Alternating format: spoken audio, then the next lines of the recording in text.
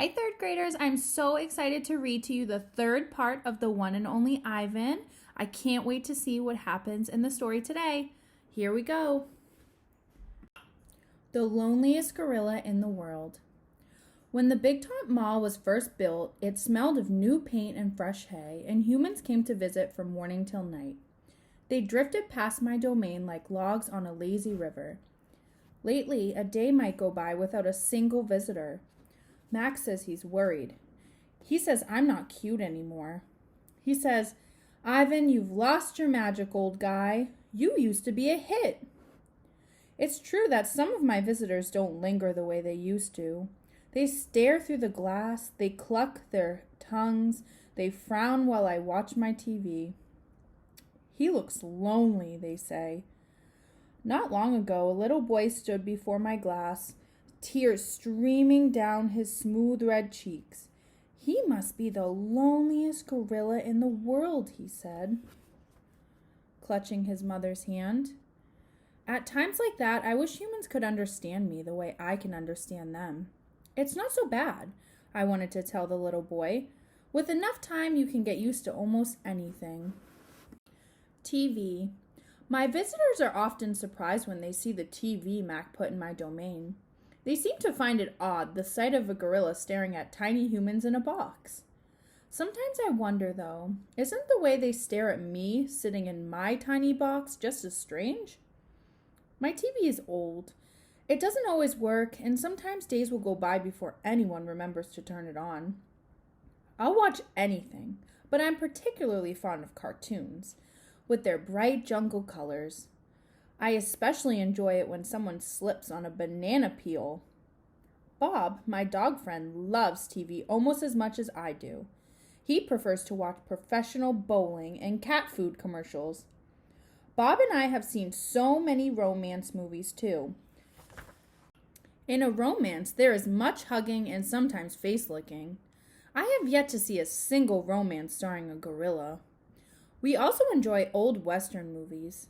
In a Western, someone always says, "This town ain't big enough for the both of us, Sheriff." In a Western, you can tell who the good guys are and who the bad guys are, and the good guys always win. Bob says Westerns are nothing like real life. The Nature Show. I have been in my domain for 9,855 days, alone. For a while when I was young and foolish, I thought I was the last gorilla on earth.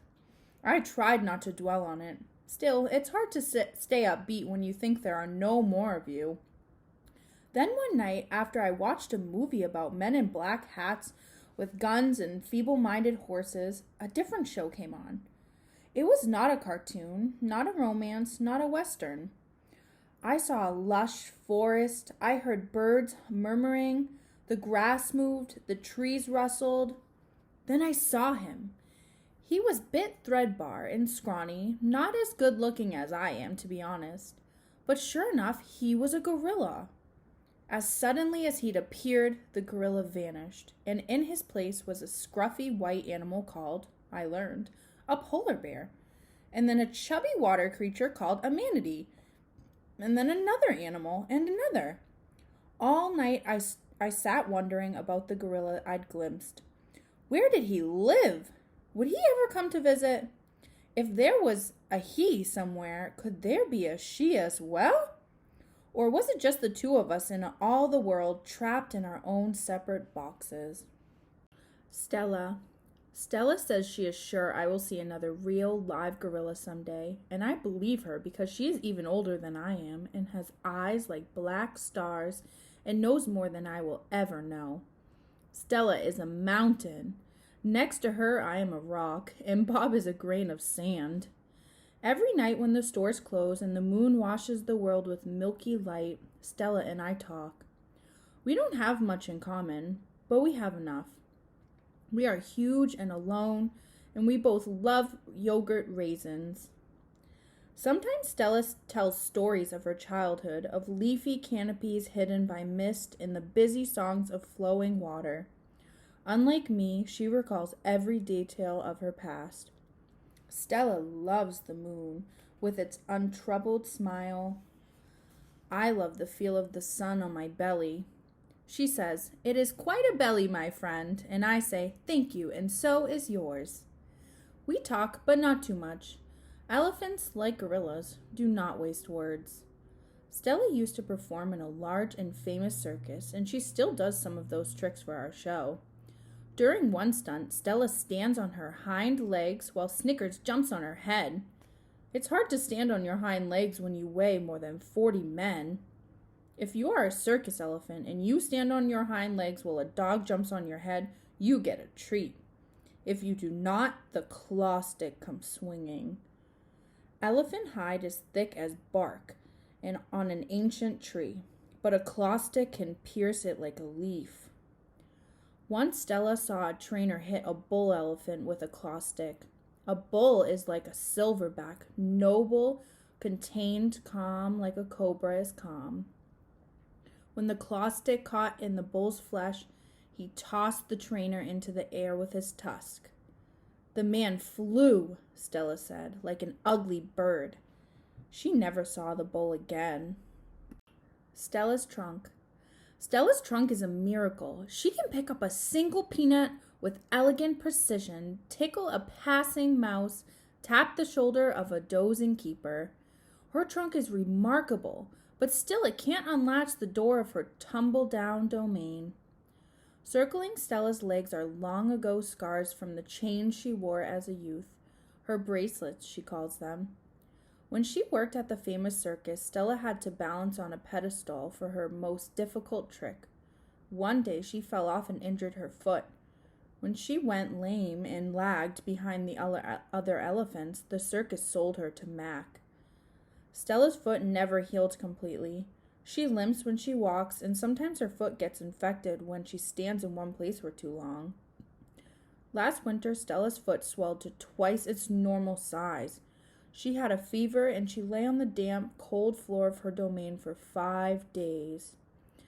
They were very long days. Even now, I'm not sure she's completely better. She never complains, though, so it's hard to know. At the Big Top Mall, no one bothers with iron shackles. A bristly rope tied to a bolt in the floor is all that's required. They think I'm too old to cause trouble, Stella says. Old age, she says. It's a powerful disguise. A plan.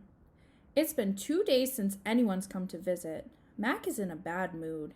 He says we are losing money hand over fist. He says he is going to sell the whole lot of us. When Thelma, a blue and yellow macaw, demands, "Kiss me, big boy," for the 3rd time in 10 minutes, Mac throws a soda can at her. Thelma's wings are clipped so that she can't fly, but she still can hop. She leaps aside just in the nick of time. "Pucker up," she says with a shrill whistle. Mac stomps to his office and slams the door shut. I wonder if my visitors have grown tired of me.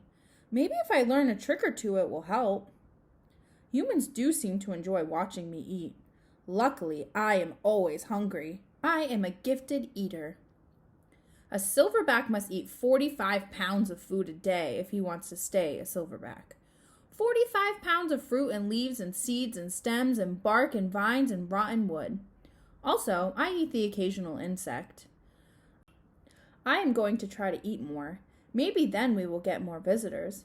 Tomorrow I will eat 50 pounds of food. Maybe even 55. That should make Mac happy. Bob. I explain my plan to Bob.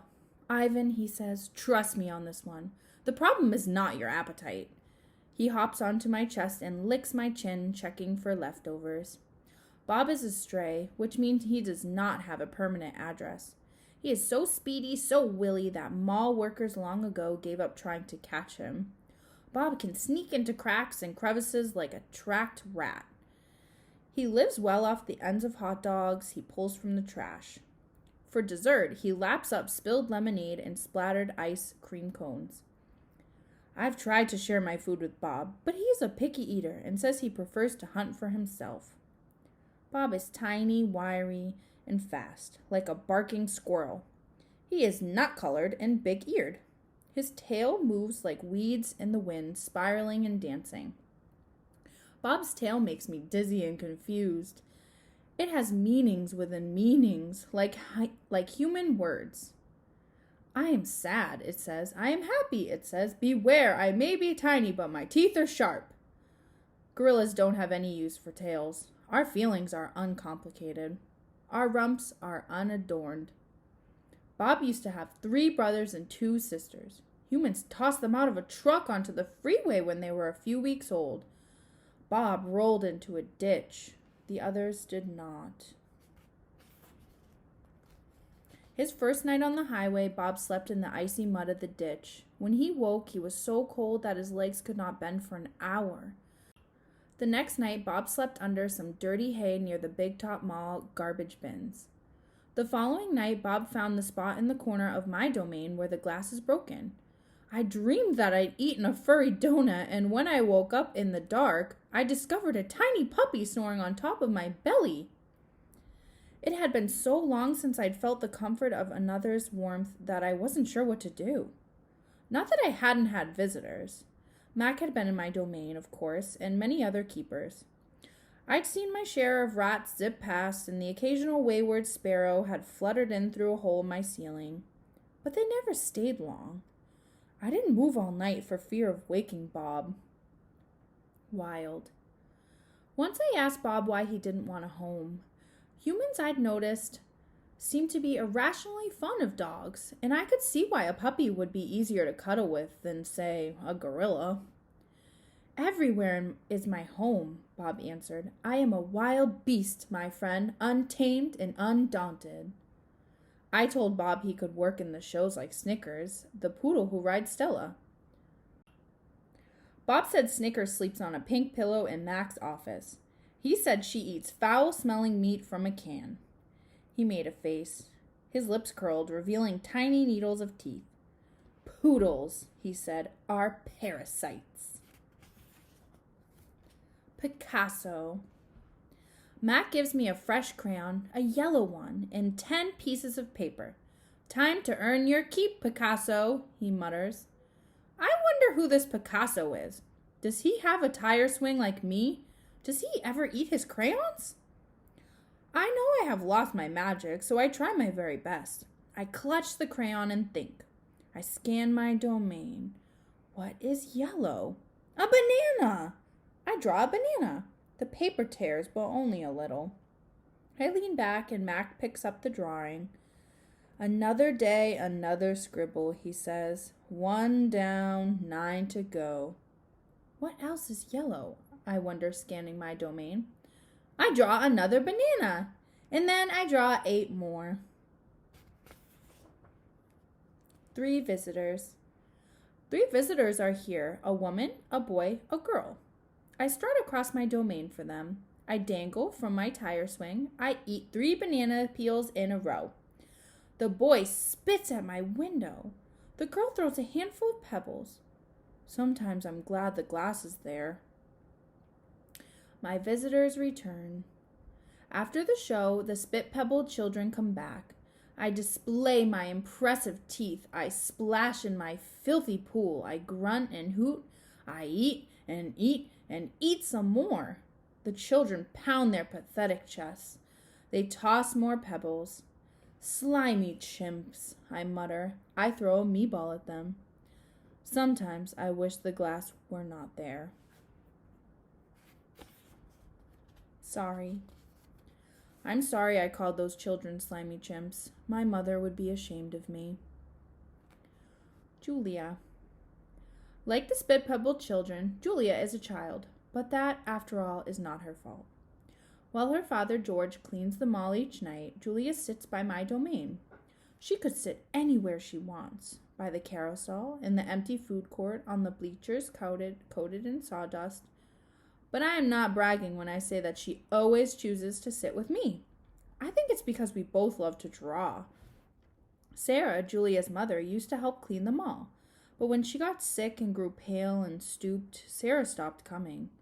Every night Julia offers to help George, and every night he says firmly, "Homework, Julia. The floors will just get dirty again." Homework, I discovered, involves a sharp pencil, in thick books and long sighs. I enjoy chewing pencils. I am sure I would excel at homework. Sometimes Julia dozes off, and sometimes she reads her books, but mostly she draws pictures and talks about her day. I don't know why people talk to me, but they often do.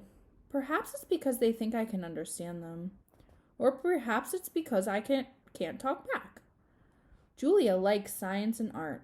She doesn't like Lila Burpee, who teases her because her clothes are old, and she does like Deshaun Williams, who teases her too, but in a nice way. And she would like to be a famous artist when she grows up. Sometimes Julia draws me. I am an elegant fellow in her pictures, with my silver back gleaming like moon on moss. I never look angry the way I do on the fading billboard by the highway. I always look a bit sad, though. Alrighty, that's it for today. Make sure you head back to our Class Dojo page to work on those reflection questions that connect to the parts of the story you heard today. Make sure you are also checking our page every Tuesday and Thursday to hear more of the one and only Ivan.